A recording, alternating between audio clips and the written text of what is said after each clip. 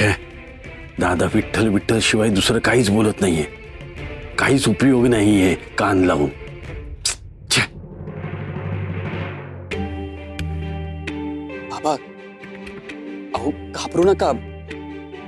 आता तुम्ही त्या अंधाऱ्या खोलीत नाही आहात, आमच्या जवळ आहात, तुमच्या स्वतःच्या घरात सुरक्षित आहात. तुम्ही मोकळेपणाने बोला, न घाबरता बोला. बाबा, तुमच्या मनातलं बोला. तुम्ही निदान माझ्याजवळ तरी बोला. ठीक आहे बाबा, तुम्हाला बोलावंसं वाटेल तेव्हा बोला तुम्ही, पण सांगाल ना तुमच्या मनातलं? ठर ठर ठर ठर. हे असेच जर बरे होत गेले ना, बोलायला लागले, त्यांना समजा आठवायला लागलं, तर मग तुझं बिंग फोडणार ते. हे तरी कळतंय का? याचा गोर लागलाय ग आम्हाला. काढा घेतल्यावर पंत असे असे कोमे जायला पाहिजेत. ही अशी तरतरी कशी काय येते त्यांना?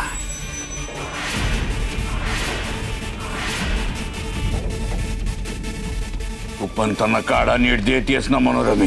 हो, अगदी काटेकोरपणे वेळच्या वेळी सखूकडनं काढा देते ना मी त्यांना.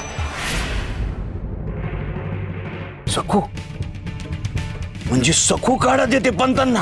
हो, कारण माझ्याकडून किंवा इतर कुणाकडून ते काहीच घेत नाहीत, सखूच्या हातूनच घेतात. आणि त्यांच्या पोटात काढा तर जायलाच हवा ना. पण बाबाजी, सखूवर माझं अगदी बारीक लक्ष असतं. आणि तरी बी काढ्याचा असर होत नाही, म्हणजे कुठं तरी पाणी मुरतय. काढा सखूच्या हातून जातोय पंतांच्या पोटात, म्हणजे सखूच काहीतरी गोंधळ घालत असणार. तरी तुला सांगितलंय मी मनोरमे, ती सखू साधी सरळ पोरगी नाही. ज्या गोष्टी आपल्याला अशक्य वाटल्या त्या गोष्टी अशा चुटकीत करून दाखवल्यात शक्य तिनं. काहीतरी निश्चित गोळ आहे मनोरमे. त्या सखूवर बारीक, एकदम बारीक लक्ष ठेवायला हवं. पंत बरं होणं आपल्याला परवडण्यासारखं नाहीये.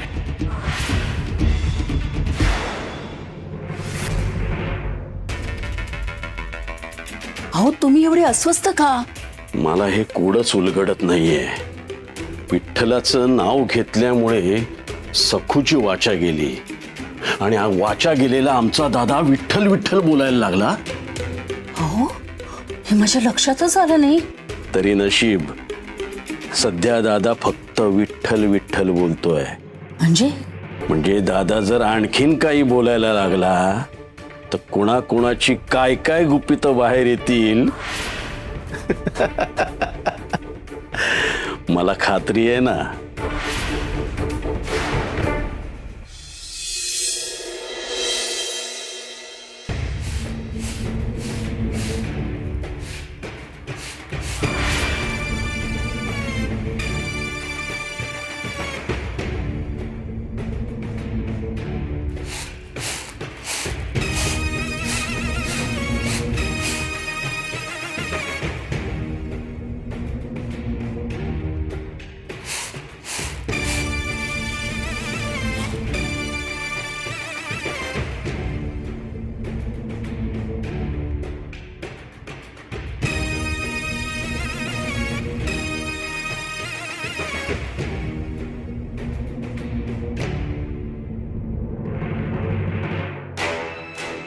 हसतेस? हस. तुली जवळ बसून हे असं हसणं तुला जमतं बरं? मला नाही हो जमणार. काढा पाजतेस, सेवा करतेस, सतत शिव्या खातेस, शिक्षा शाप भोगतेस, बोलता येत नाही तरी सुद्धा का हसतेस देवच जाणे.